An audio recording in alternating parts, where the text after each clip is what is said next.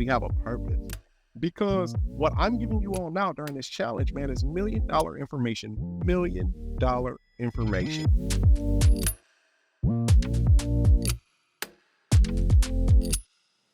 So our first thing is our land trust creation information worksheet. And that asks you what the name of your land trust is, who's your trustee, who's your beneficiary, who's your successor, all of those questions so that you can answer those questions before you start getting all into the paperwork.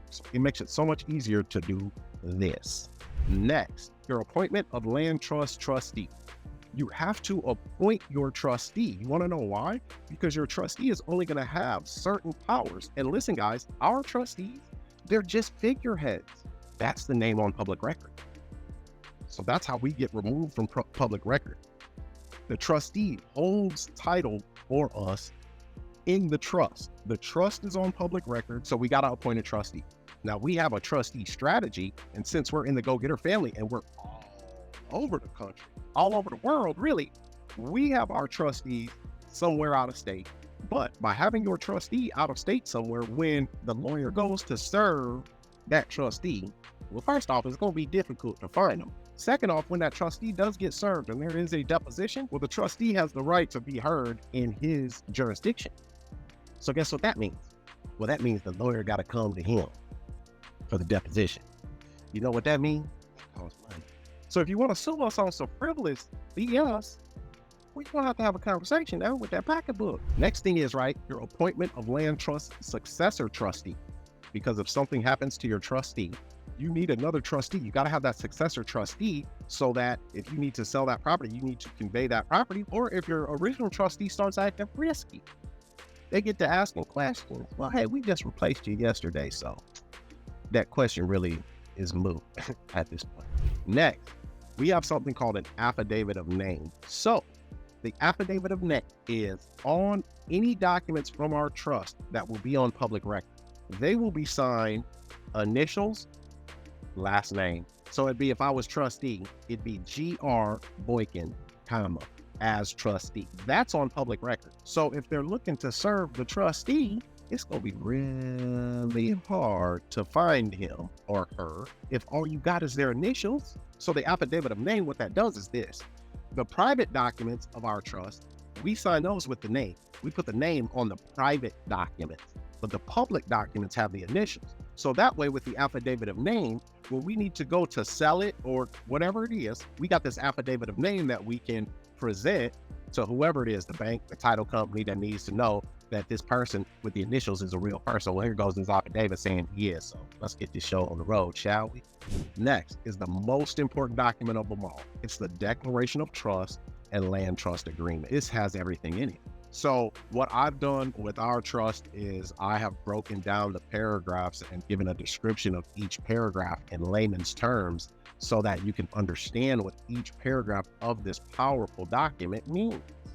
Because it gives you some powers that you would think were kind of crazy almost and ridiculous. Because it says in the trust, right, that as soon as a beneficiary is assigned, that the real property held in this trust has been converted to personal property, thus taking it into a new category, out of the category of real estate and into the category of personal property, allowing you to manage those assets without having to have any certifications, any licenses, any of that. Because we want to separate ourselves from the ownership. We want to separate ourselves from the real estate too. We want to own nothing and we want to control everything. So your Declaration of Trust and Land Trust Agreement, guys, listen, that is a private document and nobody sees that. I mean, nobody sees that Declaration of Trust and Land Trust Agreement unless they have a court order. And it even stipulates in there that your trustee cannot show anybody these documents. As a matter of fact, he can't even discuss things about that trust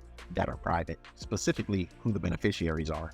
Your warranty deed to trustee. Now, being that the pen is mightier than the sword, you know, you can get a warranty deed from any old body, any old where, anybody. Just print it off the internet, Google it, print it, and, you know, for your state. However, there's certain verbiage, since we want to remain private, and we bought this house subject to that. If you have it on that deed, well, it's just another few threads in that Kevlar body armor that I put on you. There's paperwork, you know, that you can use, that you can find on the internet for free, and then there's some that's renowned. So this is what's on public record. Your warranty deed is on public record. That's what you're going to get recorded. Your title company is going to record that, or you're going to record that, your warranty deed. Next is your Affidavit of Trust, long form. An affidavit is a very powerful document. It is a strong document, a strong legal document that when recorded on public record is you swearing to something that if you perjure yourself, you will face the penalty of law. So we do an Affidavit of Trust, which is simply an affidavit saying that this trust does exist. Here are certain things in that trust. And oh, by the way, beneficiaries are private. Just saying, you ain't gonna find that out unless you got a court order. But that Affidavit of Trust is recorded on public record just to show the trust existence, and it has the trustee powers on it. So it says what your trustee can or can't do. Now remember, guys, see, we do something with the trustee. The trustee is just a figurehead. We sign our management agreement with the trustee. This is all paperwork for a subject to transaction, okay? These are all documents in a subject to transaction, okay? So the grantor of your initial trust, and this is where we separate ourselves from everybody in the country. The lawyers will tell you that when you buy subject to in a trust, you're still not bulletproof because the seller isn't the beneficiary of the trust you created. Because the seller is the initial beneficiary when we buy subject of the land trust that the house is being transferred into. The seller is the first beneficiary. And then just like the wealthy and the elite, this is why you can't count their wealth. This is how they transfer ownership rights in the privacy of their own homes. Because all they do is once the trust owns that property on public record, and all we do once the trust owns the property on public record is we have the seller, the one we're buying the house subject to from, we have them sign an assignment and quitclaim of beneficial interest in the land trust. They just transferred ownership of that house to us in private too. That's private. Nobody knows that. That's why it's own nothing, guys, but control everything. Because when we go to the title company and we transfer this thing into a trust in order to protect against the due on sale, they can't call that loan due for if a property is transferred into a trust for estate planning purposes.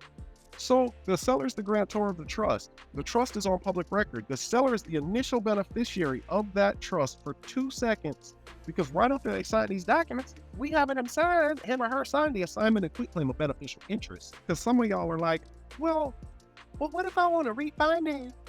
What if I want to get credit? There's many ways you can do this. Now, you can do this with your bank too. I mean, wealthy people do this all the time. You can use the beneficial interest of that trust. Since the beneficial interest of the trust is the house, you use that as collateral. And this is what you do. You do a collateral assignment of beneficial interest in land trust. You and I were talking earlier about houses that were owned outright and how we can owner finance those. We can owner finance those and we get a promissory note. Well, guess what? You can change ownership of that. You can turn that note into collateral, my brother. And you can assign that collateral to get you a big old hunk of money while you're still getting paid for the house. That's partially how you create your own money machine. After you get that credit, right? You can do that with private lenders too, guys. You have a trust that owns assets, okay? And you've got a private money lender. Guess what? You can do a collateral assignment of beneficial interest. Now, they've got collateral for that debt that they just gave you, that loan that they just gave you. The collateral is the beneficial interest in the land trust and all of the subject twos that you don't borrow. So this is why, guys, that this has to be, if you really want to be free, if you really want to have control of your life, it pays to get good at this. It pays to learn the essence and the spirit of this thing. Next, though, okay, listen to me, because a trust, guys, people are asking like, oh, do I start an LLC? Do I start an LLC? No. You get a TIN for your trust, a tax identification number for your trust. The seller is the grantor of that initial trust. Who's getting that TIN? The grantor of the trust gets that TIN. But guess what? When we got that assignment and quitclaim of beneficial interest in that land trust, guess what that did? That made us the owner. So that TIN of that trust is ours. I'm gonna break it down just a tad bit. Mindset, skill set, tool set. So mindset, You all are seeing the mindset, those that are here and that are participating in their own success, and that they want more, right? And if you want more, well, guess what? You got to do a little bit more. But if you want to have more, you must become more. Be more, do more, have more. Now, this is what a skill set is. This is how you gain a skill set, y'all, because it doesn't happen overnight. I had to refine this thing. Skill set is us practicing, and we practice for precision. That's why we practice, so we can get precise. And then once we have precision, well, that's when we have productivity. Practice, precision, productivity. You get the tool set. And you know what the tool set does, right? You use the tools to get leverage. You know what the leverage does? The leverage allows us to leverage other things like real estate to get our time back, to get control of our life back. But first, you got to have a mindset. Then you get the skill set. Then we can get a tool set. With our mindset, our skill set, and our tool set, you all have seen that this is the information that will set you free. This is the right information. So some people say, oh, practice makes perfect. Practice makes perfect. Not if you're practicing the wrong thing. So let's practice this good stuff together, man.